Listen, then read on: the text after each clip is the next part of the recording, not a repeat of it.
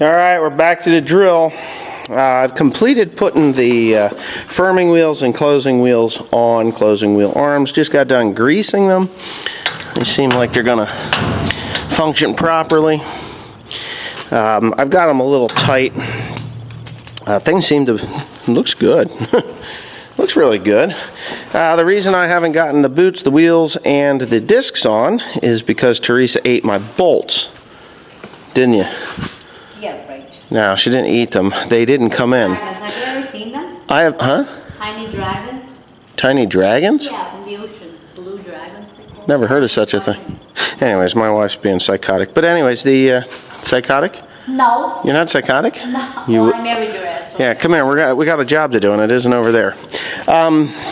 Yeah, so what I'm going to do, everything's done here. Everything's going to work. I'm waiting on the bolts that attach. Out of all those springs, this is the only one I've got left. Well, no.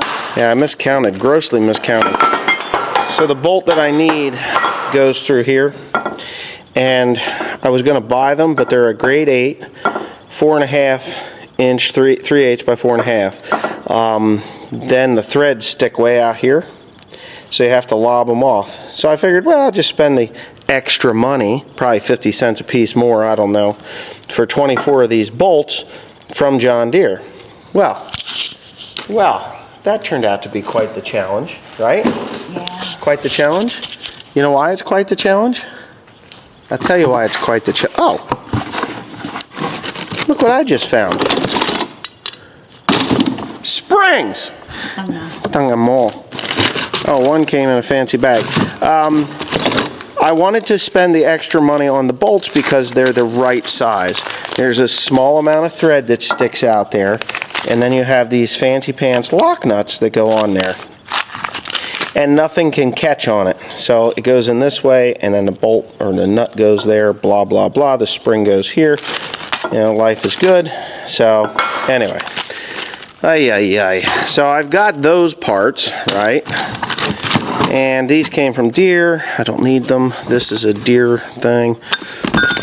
What I need to do now, and for some reason I don't see them, is I need to put the little plastic, these guys here, I think they go, no, those aren't the bolts I need for that.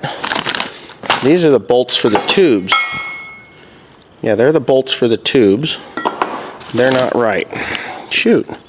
Where's my damn bolts? Where's my damn bolts? There they are. William was here. So what I got to do now is put the little tabs on. I know there's better ones than this. These are from Deere, or these are from Shoop, but they're exactly like Deere. These go, the Needham Ag ones are better because they actually are cut to the seed slot size. So they're kind of cut to a V. But I've never really had a problem with these, so I'm not really going to complain. They do break off. I've replaced them many times. When you start losing these, then the seed will actually bounce out of the boot. It'll come down and bounce out of the trench. So that's all that does is holds that in place, and we'll show that in a minute. So we're going to go ahead and start doing that. I'll get Teresa a little gun, and we'll go ahead and put those in. Correct, Amundo? Mm-hmm. Yeah, you're just excited, aren't you? Mm-mm. You're not excited? Mm-mm. Maybe we should send Tim for coffee. I need coffee. I think you do. You're like a dead person. Mm-hmm. Yeah, you're even pale. Look at you. Stop putting that on my face, please.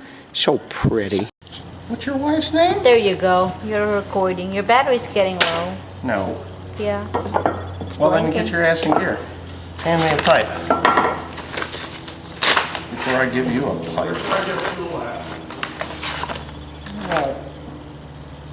Check that on. How much is in the truck? There you go. That's kind of shocking. Why? Well, I put it in.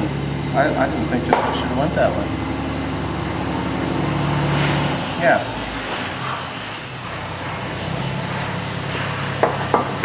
Okay. So.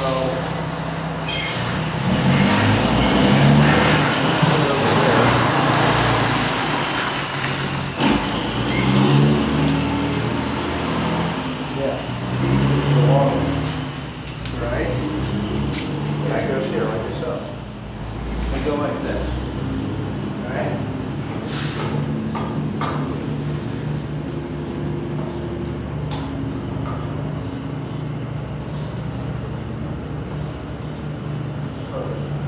Okay.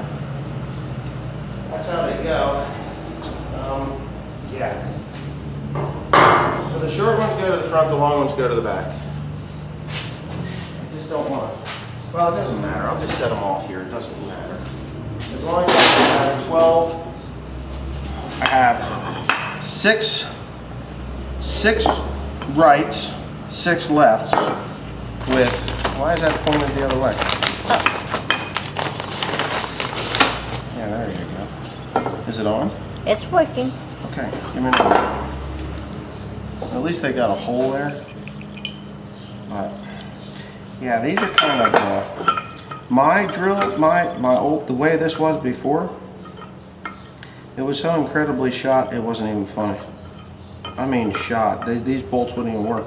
I ended up, how did I do it? I drilled and tapped them.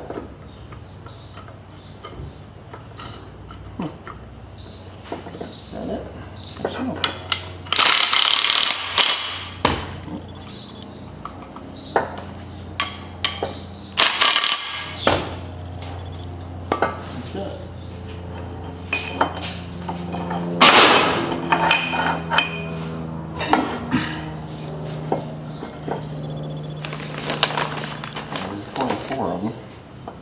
And these are the fronts.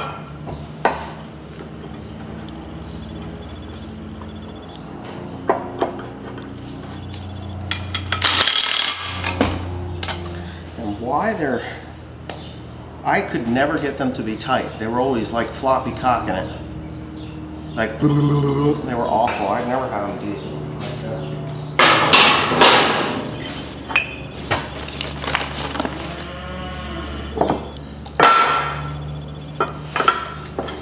Heifers in heat out there. Are they? Yeah. My sister wants to breed them. I ain't got no use for breeding animals. Oops. Oops.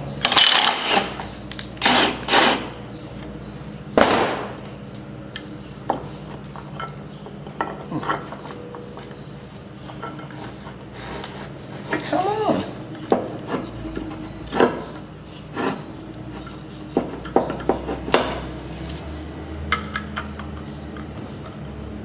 Hey, Ken's in a hell of a snowstorm out in Washington State. Wow. Yeah.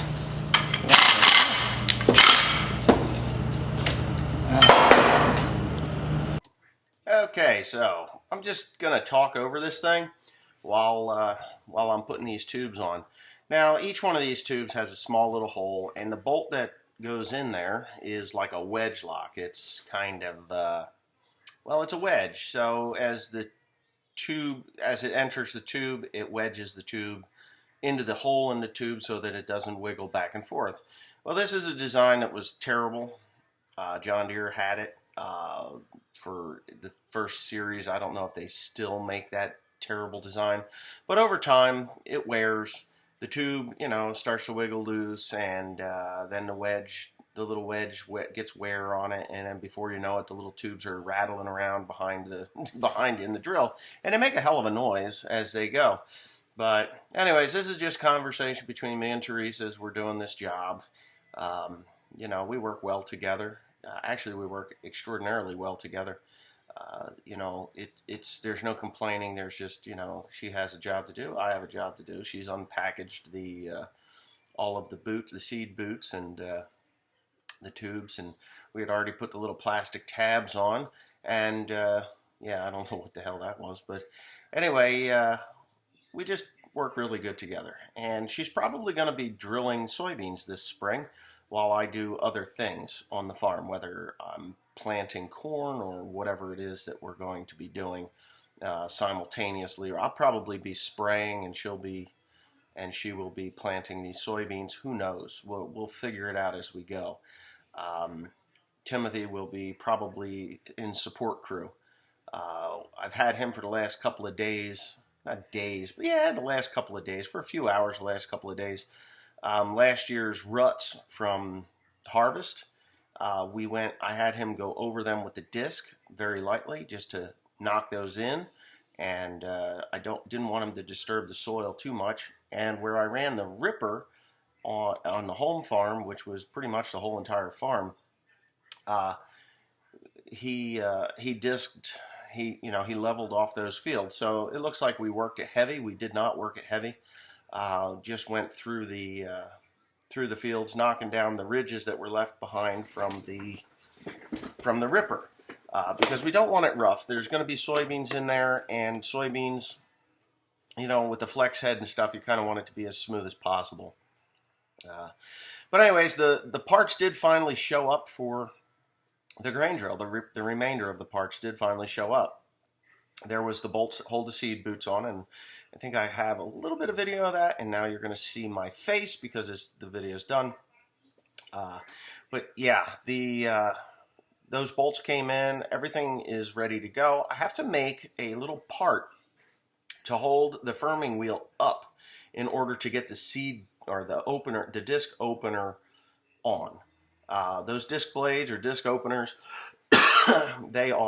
you can put those on without taking the hub off. It's a pretty simple procedure, but the firming wheel, or the seed wheel, the seed firming wheel, that needs to be picked up and out of the way in order for me to get that blade on there. And for one person to do it, it's next to impossible.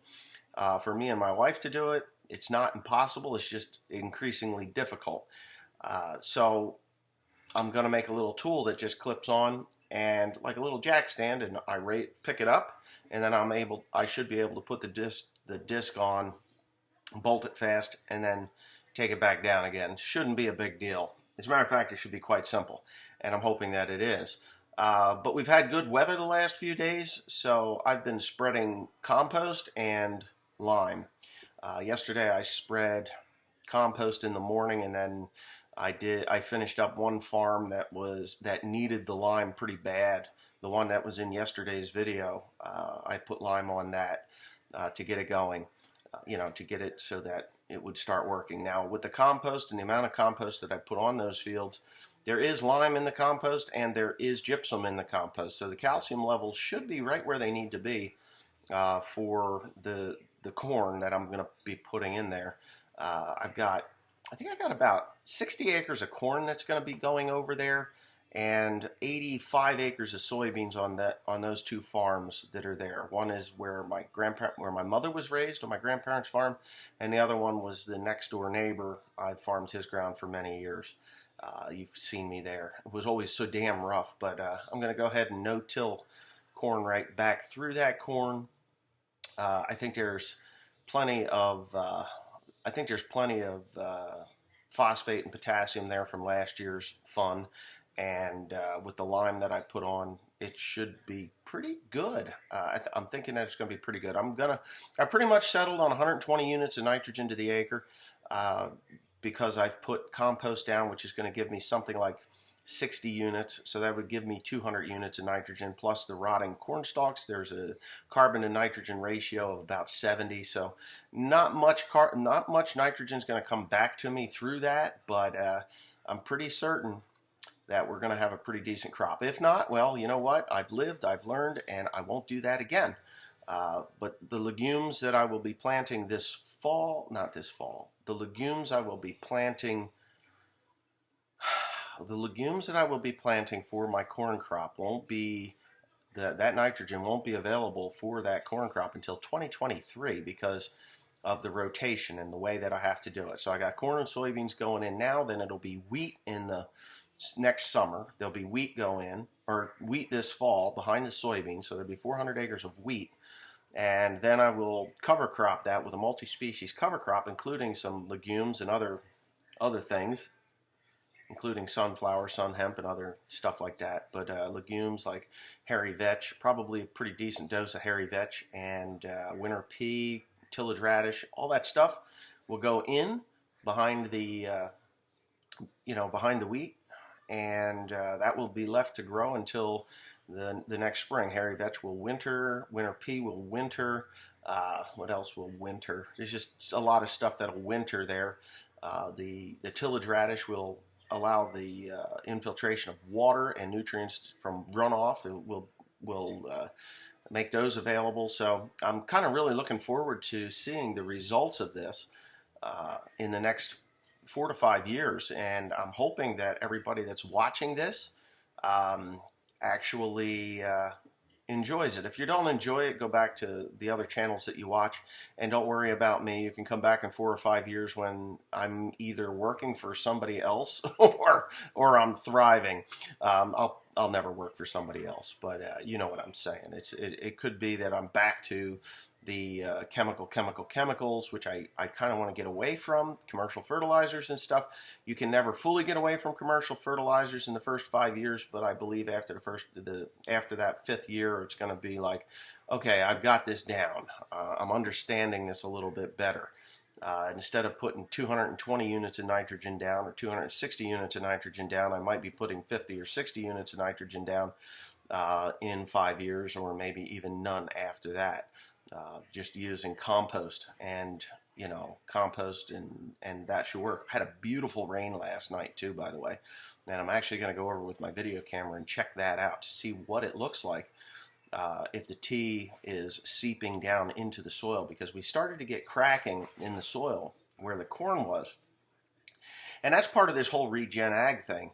You see, soil really isn't designed to be barren and bald with nothing on top of it. It should not look like this.